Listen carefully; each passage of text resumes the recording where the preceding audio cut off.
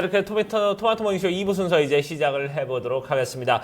자, 전체적으로 글로벌 증시 어제는 상당히 좀 호조를 보였습니다. 하지만 일부 국가에서는 또 경제 성장률에 대해서 좀 다시 한번 우리가 좀 회의감이 들게끔 하는 그런 또 지표들이 또 발표가 됐습니다. 네, 오랜만에 좀 발발 매수세가 유입되면서 전 세계 증시가 랠리를 펼쳤는데요. 그 가운데서 이 미국의 금리 인상이라는 악재를 좀 딛고 올라서는 모습이 나타났는데 글쎄요, 아직 신흥시장에 대한 안심을 하기는 조금 이른 것 같습니다. 이런 부분에 있어서 저희가 점검을 해보려고 하고요. 아울러서 11월 미국의 이제 자동차 판매까지 발표가 됐는데 글쎄요, 호조가 좀 엇갈리는 모습이 나타나기도 했습니다. 자세한 이야기 글로벌 마켓 리더로 나눠보겠습니다.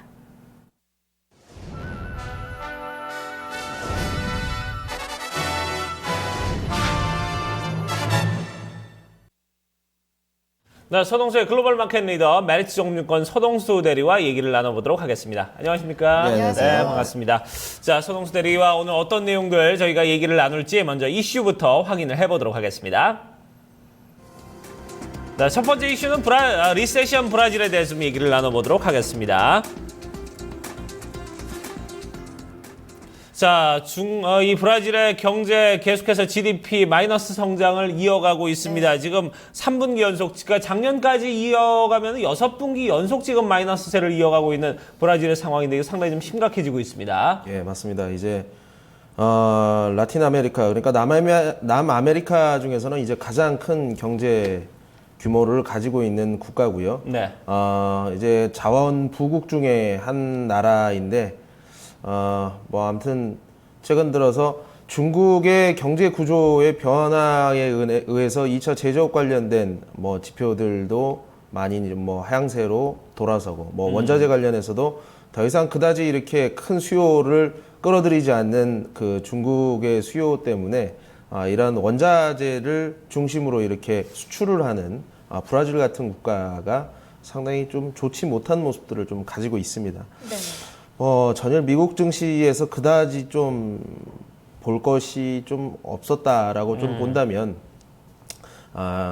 언제든지 이런 중국의 이제 경제 구조 변화로 인해서 뭔가 좀 고통이 따르는 이런 국가들이 상당히 좀 많다라는 얘기죠. 그래서 이런 국가들의 리스크들을 그냥 뭐 시간이 날 때마다 하나씩 좀 체크해 보는 것이 좀 좋지 않겠느냐라는 생각을 좀 하고 있고요. 뭐 3분기 연속으로 GDP가 이제 마이너스 성장률을 보여줬었는데 3분기 같으면 마이너스 1.7%.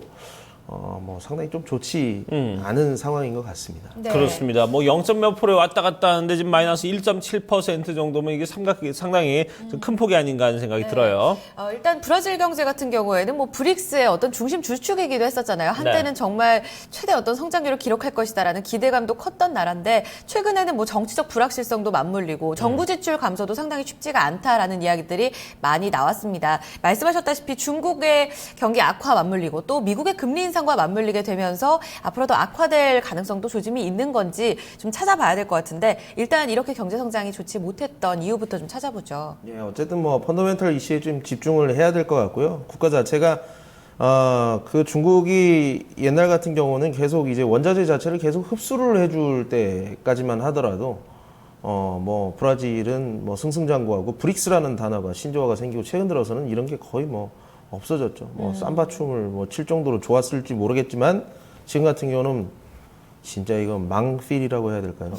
완전히 지금 굉장히 안 좋아진 상태입니다. 네. CNN 머니 따르면 이제 아메리카에서 최대 경제 규모를 가지고 있는 국가, 중국의 원자재를 굉장히 많이 수출을 하고 있는 국가, 그리고 이제 이머징 국가에서도 포션이 상당히 큰 국가, 뭐 이렇게 좀 표현을 하면 뭐 우리랑 어느 정도는 좀 공통 분모는 있다라고 보시면 될 것 같습니다. 결국에는 우리도 뭐 2차 제조업을 가지고 중국에다가 수출을 하고, 뭐 물론 우리가 원자재를 수출을 하는 것은 아닙니다만, 중국의 2차 제조업을 중심으로 하는 이런 산업 구조가 3차 산업으로 중심으로 좀 변화를 하면서 우리나라 대표적인 이제 피해 국가 중에 하나라고 좀 보시면 될 것 같거든요. 어쨌든 이러한 모습들, 원자재 시장이 둔화되는 모습들, 그러니까 중국에서 더 이상 뭐 성장률 자체가 없는 이런 원자재들, 뭐 철이라든가 구리라든가 뭐 오일들 이런 것들 때문에 지금 계속 좀 둔화가 되고 있다.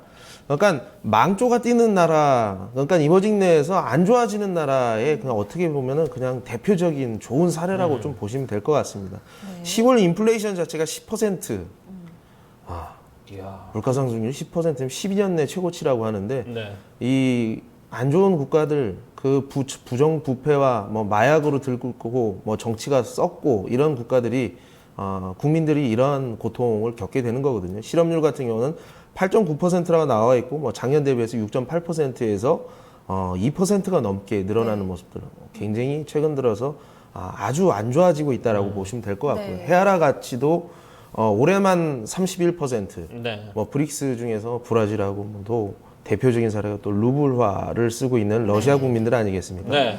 이렇게 고생을 하게 되는 겁니다. 그리고 뭐 네. 제조업, 뭐 사업 서비스업 모든 산업에서 성장세가 둔화되고 있다라는 부분들을 CNN 머니에서 전하고 있습니다. 네. 그러니까 총체적인 지금 난국이에요. 제조업, 상업, 서비스업 지금 모든 성장 산업에서 지금 둔화세를 보여주고 있고 이게 한 달에 인플레이션 10%를 보였다는 게 지금 어마어마한 수치인데 자 문제는 이제 이 브라질에서의 문제가 국면에서 끝나는 게 아니라 전체적으로 뭐 남아메리카 그리고 조금 더 이제 좀 벌어지자면은 이제 이머징 국가 전체적으로 좀 영향을 미칠 수 있는 여지가 있지 않을까 하는 생각이 드는데 여기에서의 앞으로의 파급력 우리가 어떻게 볼 수 있을까요? 뭐 일단 뭐 브라질이 위험해지면서 뭐 신흥국 뭐 이머징 전체가 좀 위험해질 수 있습니다라고 이렇게 뭐 확대 해석을 하는 것 자체가 어떻게 보면 조금 뭐 좀 조심스러운 부분이 있기는 합니다. 하지만 이런 리스크들이 잘 통제가 되고 있느냐 없느냐 금융시장 내에서 분명히 우리가 좀 봐줘야 되는 부분들이다라고 좀 말씀을 드릴 수 있을 것 같고요. 그리고 이제 한 가지 좀 시사하는 바 다시 한번 말씀드리지만 중국의 경제 구조가 3차 산업 중심으로 재편이 되면서 이런 국가들의 피해와 그리고 어려움은 지속될 가능성이 상당히 크다. 그리고 원자재 시장이 하향 안정화가 될 가능성이 상당히 좀 크다는 측면. 뭐 그렇다고 해서 이제 결국에는 중국의 정책적인 수행을 어떻게 탄력적으로 좀 가져가느냐에 따라서 이런 원자재 시장이 하방 경직을 갖게 된다는 측면 어제도 말씀을 드리긴 했습니다만 어쨌든 브라질 헤아라가 추가적으로 뭐 떨어진다거나 뭐 우리가 같은 시간에 시장을 하는 부분들이 없어서 바로 우리가 반응하기는 쉽지는 않겠습니다만 브라질 지금 상당히 좀 위험한 단계에 와 있다. 아까 앵커님께서 말씀하신 정도 6분기 연속으로 GDP가 마이너스로 나고 있다는 점은 우리가 좀 증시의 보베스파 지수를 보면서 우리가 좀 주시할 필요가 있지 않겠느냐라고 정리를 해드리겠습니다. 네, 전체적으로 글쎄요 지금 브라질의 문제가 이제 브라질에서 해결이 안 된다는 게 문제입니다. 어쨌든 뭐 중국의 어떤 흐름이 좀 같이 가줘야지 이제 브라질도 좀 나아질 수 있다는 그런 좀 상황에서 볼 때 조금 더 좀 브라질 좀 뭐랄까요 어두운 그림자가 좀 들어져 있지 않나 이런 생각이 듭니다. 꾸준히 좀 환율 체크가 필요할 것 같습니다. 헤아라 같이 계속해서 좀 폭락세를 이어가고 있는데 이런 부분들과 맞물려서 원자재 시장이 바닥을 찍고 올라서는지 여부, 이에 따라서 또 신흥시장이 개선이 되는지 여부 함께 맞물리면서 확인이 좀 필요할 것 같고요. 첫 번째 이슈 여기서 마무리 짓도록 하겠습니다. 다음 이슈 주제 확인해 보시죠. 네, 다음 이슈는 폭스바겐의 내리막길에 대해서 얘기를 좀 나눠보도록 하겠습니다. 네. 자, 미국의 11월에 이제 자동차 판매가 발표가 됐습니다. 네. 전체적으로 다른 쪽은 이제 다 늘어났는데 네. 폭스바겐만 큰 폭의 감소세. 야, 이러면은 이제 좀 폭스바겐이 당분간 좀 재기가 어렵지 않을까 이런 생각이 들어요. 어떻습니까? 11월 자동차 판매가 제가 기억하는 1,819만 대 정도 되는 겁니다. 전월 한 1,824만 대.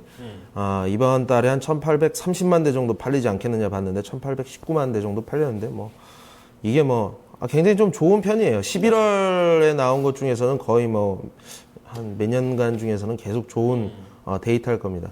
여기에서 이제 현대차가 상당히 좀 크게 좀 많이 늘어났더라고요. 그래서 폭스바겐은 11월 미국 판매가 25%가 감소했는데 현대차가 큰 폭으로 좀 늘어났다. 뭐 기어차도 아니고 GM도 포드도 아니었습니다. 이런 측면 좀 지켜볼 필요가 있을 것 같고요. 굉장히 좀 긍정적인 신호다. 현대차에 있어서는 이런 생각이 좀 들고요. 2리터짜리, 3리터짜리 디젤 엔진, 3리터 디젤 엔진은 우리 거짓말하지 않았다라고 끝까지 또 잡아대다가 결국에는 또 다 걸려가지고 아주 망신살이 제대로 지금 뻗치고 있다라고 보시면 될 것 같습니다. 이런 거짓말들이 그 전체적인 이 브랜드의 신뢰도 자체를 굉장히 많이 추락을 시키고 있다라고 보시면 될 것 같습니다. 네. 지난 8월에 터졌던 이 폭스바겐 조작 스캔들이 엄청난 시사점을 많이 가지고 왔었는데 국내 완성차 쪽으로는 이제야 좀 수혜를 받느냐 이런 얘기들도 있거든요. 네. 말씀하셨다시피 결론적으로는 좀 긍정적인 이야기가 나올 것도 같은데요. 아울러서 뭐 자동차 시장의 어떤 패러다임 자체도 많이 바뀌었었잖아요. 뭐 전략적으로는 잠시 후에 짚어보겠지만 이번에 11월 자동차 판매 속에서 폭스바겐 자세한 좀 이야기를 좀 전해주시죠. 예, 일단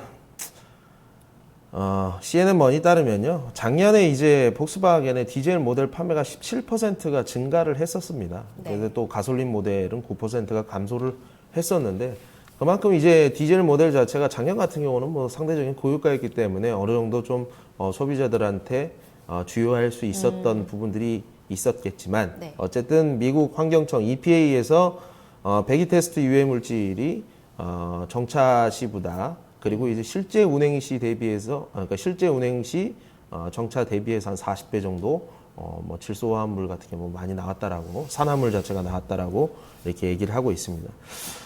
미국은 이제 앞으로 미국 내 판매된 이제 한 50만 대 가량 되는 이 폭스바겐 차량에 대해서 소프트웨어의 수리, 그러니까 소프트웨어 픽스를 좀 해야 되는 이런 부분들이 있는데 이렇게 되면은 자동차의 뭐 출력이 감소를 하고 뭐 그리고 뭐 연비도 뭐 좋아질 리가 없을 것 같고요. 네. 이러한 측면 때문에 중장기적으로 또 기업 이미지가 진짜 중장기적으로 훼손될 가능성이 상당히 커졌다.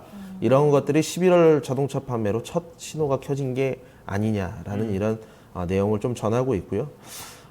비단 미국에서만 나온 것이 아니라 전 세계에서 뭐 우리나라에서도 그 조사 자체가 끝나고 나서 리콜 여부를 뭐 지금 판단을 하고 있다고는 하는데 인도 같은 경우에도 배기가스 검사가 지금 최근에 끝나면서 32만 대 리콜을 지금 뭐 했다라는 그런 소식을 좀 블룸버그에서 전하고 있습니다. 그리고 이러한 부분들은 전 세계에서 산발적으로 계속 지속되지 않겠느냐라는 내용을 또 전하고 있네요. 네. 자, 이렇게 되면 이제 앞으로 좀 뭐랄까요. 전체적으로 이제 폭스바겐뿐만 아니라 완성차 업체들에 대한 어떤 상대적인 수혜는 이제는 뭐 이제 그런 부분에 대해서 어느 정도 좀 드러났으니까 이제 다음으로 이제 넘어가야 되지 않나 하는 생각이 드는데 결국은 그러면 이제 디젤의 어떤 대안을 갖고 있는 그런 완성차 업체들을 봐야 되는지 아니면 뭐 관련된 또 밸류 섹터들까지 같이 좀 봐야 되는지 어떻습니까? 뭐 11월 미국 자동차 판매 수치를 보게 되면 현대자동차의 판매가 상당히 좀 많이 늘어난 점은 참 고무적이다라고 이렇게 생각이 좀 들고요.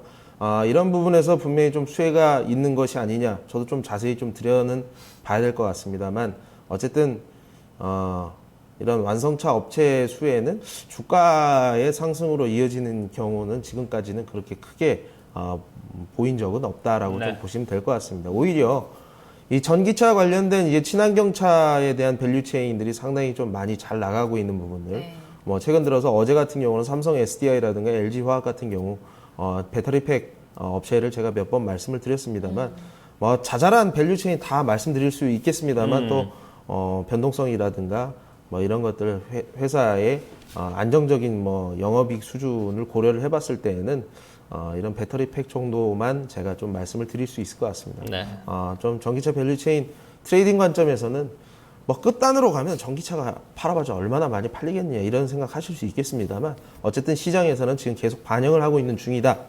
그래서 여기 쪽으로는 긍정적으로 계속 바라봐도 되겠다라고 말씀을 드리겠습니다. 그래요. 전기차 같은 경우는 뭐 지금 실적이 중요한 게 아니라 앞으로 어떤 대안으로 떠오르는 부분에 대해서 앞으로의 이제 흐름이 그리고 아니면 좀 멀리 좀 중장기적으로 내다볼 때 그러면 좀 어떻게 흘러갔냐 이런 부분에 대한 가치를 두고서 좀 접근을 해야 되지 않을까 하는 생각이 드네요. 네, 두 가지 이슈 여기서 마무리 짓도록 하겠습니다. 메리츠송금증권 서동수 대리와 오늘 전략 세웠습니다. 감사합니다, 대리님. 네, 고맙습니다.